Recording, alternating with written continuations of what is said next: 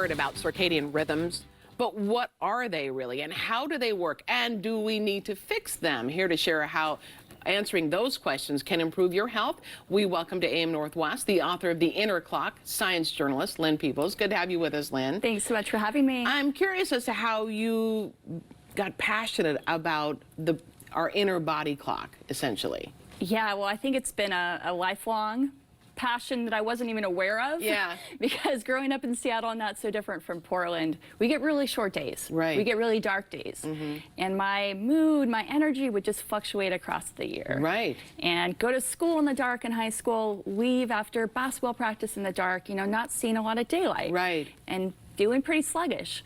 But it wasn't until like a few years ago that I really started putting the pieces together. I got a tour of the Seattle Mariners locker room, mm-hmm. and they had just installed Safeco Field, right. You know, now T-Mobile, right. But they had just installed these strange new lights that they could adjust in color and intensity. Wow. And they were explaining how these were to help the players' circadian rhythms and energize them before the games, wow. Calm them after. Yeah. I was like, what is this? And yeah. Could this explain, the circadian rhythm thing explain some of my like lifelong troubles? Right. And maybe there's tools I could use to fix them. So explain what it is. Yeah. So your circadian rhythms, you have trillions of timekeepers throughout your body. Mm-hmm. Basically every cell has a clock. And these clocks are ideally ticking in coordination to prime your body to do the right things at the right times. So whether that's metabolize food or defend the body against invading pathogens, all these things are by the clock. And there's ideal times for them because we can't do everything at all times. Our body just can't do it, doesn't have the energy. So, but for them to work right, they need to be regularly calibrated to the 24-hour Earth day with light and dark and other cues. But light and dark is the key. Right. That makes a lot of sense, doesn't it? So, yeah. But the whole idea of having multiple time clocks is an interesting thing. Right. So how do you figure out what someone needs then? How much sleep they need, right? Yeah, so it's all, so we have a master clock in the brain. Okay. That's linked to the eyes, so it's getting that information about the light and dark. And it's helping kind of coordinate this whole symphony of clocks throughout the body. It's acting as a conductor. You can think of it as that.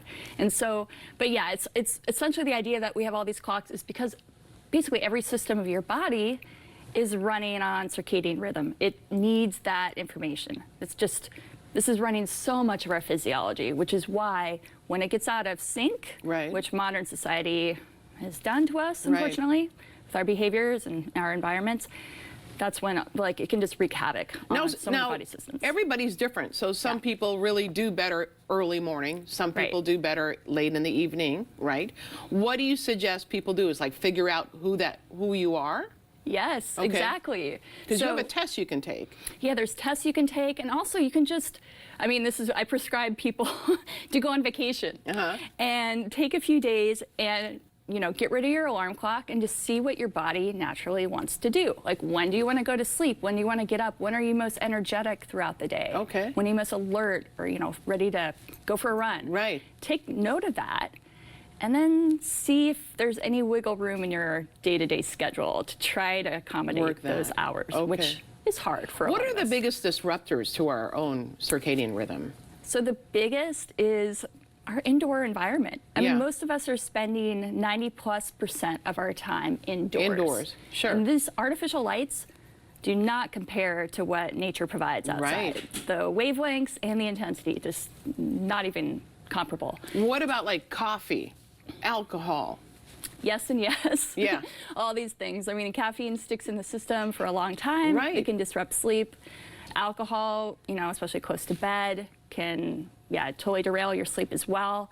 I've been tracking these things more closely, well, since writing this book. Right. And I mean, like with this Fitbit, I can see these patterns, these trends over time when I don't follow kind of circadian hygiene. Right. My sleep is, you know. Have you determined what you are? I'm kind of fortunate. I'm sort of in the middle. I'm called a dove according to some of these tests. Right.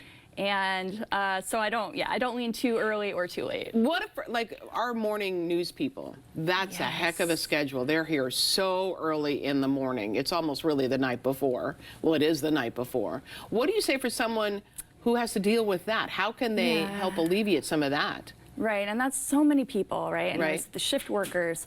I would say, I mean, there's wiggle room in our circadian clocks. They're genetically programmed, but they're also influenced by our behavior and our environment. So the better they can do about getting light first thing in the morning, even if it's dark out, you know, trying to find a sun lamp to get light, to get the body thinking it's daytime, you know, maybe a little early, and then really focusing on cutting the lights at night. So any light at night for any of us can really disrupt sleep and disrupt our circadian rhythms. Yeah. So, but like trying to shift, you know, artificial day maybe a little earlier for them could help mitigate some of that. Yeah, that makes sense. So you have a test that you offer that you suggest people take, determining what your rhythm is, right? There's a Munich chronotype test. Yeah. Obviously I didn't create. They created in Munich. But yeah, I would. There's different versions of that you can try to take. And you can also just, like I said, you know, pay attention to your own rhythm and see where your body naturally wants to go. Especially if you like start paying attention to getting that light early, getting the, you know, bringing in more darkness into your evenings, cutting off when you eat.